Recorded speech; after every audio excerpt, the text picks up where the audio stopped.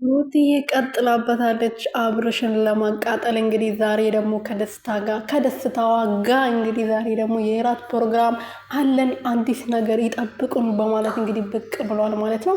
ትናንትና በጣም ደስ ብሏት ነበር አብርሽን ለማንገብገብ። እንደዛ ማንገብገቧ እንግዲህ ደስ ብሏት ነበረ። ባላሰበችበት ሰዓት ነበረ ያቃጠለችው።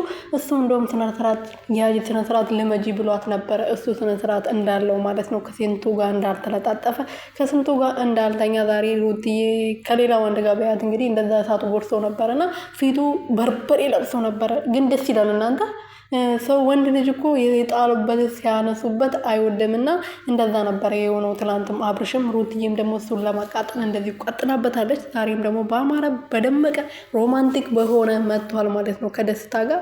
ማታ እንግዲህ እናያለን፣ የሚገርምን ነገር እናያለን የምር ማለት ነው። ቤተሰብ እስከ ማታ ድረስ ቶክ እያለሁ እናንተስ አልቸኮላችሁም?